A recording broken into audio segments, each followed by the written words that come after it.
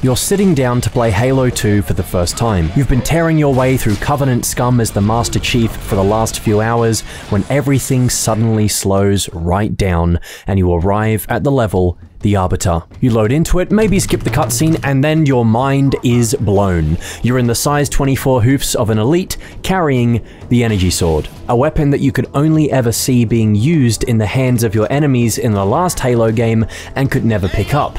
But now, it's yours, and it's so satisfying. Hello there guys, gals, ladies and gentlemen, my name is Lepalarden, and today we're talking about Halo's coolest weapon. The Halo 2 Energy Sword is awesome, not just to use, though it does have its fair share of issues, I'll be honest, but visually as well it's stunning, and subsequent Halo games always seem to make it less and less interesting.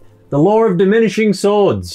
Halo 2's Energy Sword hits the nail on the head for every aspect that I think makes for a great weapon in a video game. Its sound design, the presentation, so things like its animations and how it looks, and its functionality in-game. Furthermore, it combines all these elements together to make for one of the most memorable weapons in science fiction. Let me explain what I mean, starting with the sound of the Energy Sword is actually comprised of a number of different sounds merged together, some of which were Foley recorded by Bungie, and the other layers were taken from a popular royalty-free sound library that, despite a whole day's worth of time trying to find this particular sound, I couldn't because there are literally thousands upon thousands of possible sounds that could fit the bill. Funnily enough, it also gets used as the sound for the shock stick in the latest Modern Warfare game, and the plasma grenade in Combat Evolved. It's this sound that I think helps to give the Energy Sword so much of its character and adds to the story of the weapon, and triggers flashbacks quite often as well.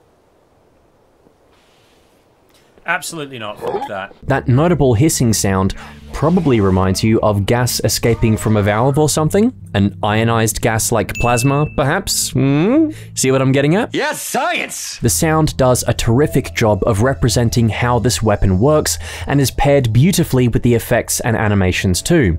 Upon activation of the Energy Sword, before the symmetrical blades can fully form, there's a puff of bright blue gas and flames, similar to a Bunsen burner, that then gets shaped into those twin curved edges that we all recognize, which is done via some kind of high-tech magnetic field Covenant science wizardry to help the weapon keep its shape.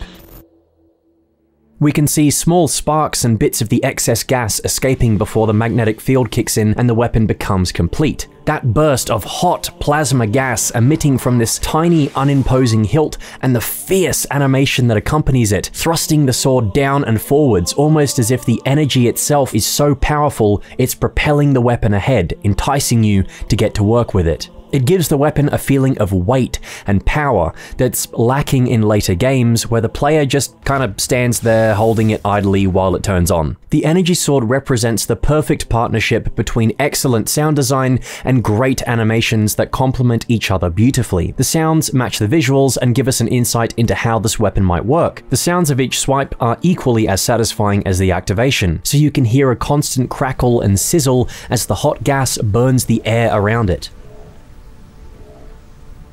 However these magnetic fields are able to contain this much energy and heat is incredible and serves as a reminder of just how far ahead the Covenant are in terms of their technology compared to humans. It's strange then that when we jump across to Halo 2's anniversary graphics, that when we activate the Energy Sword, it feels far less enjoyable. Despite using the exact same animations, the sword feels nowhere near as exciting when you ignite it without that puff of escaping gas and energy and that hissing sound.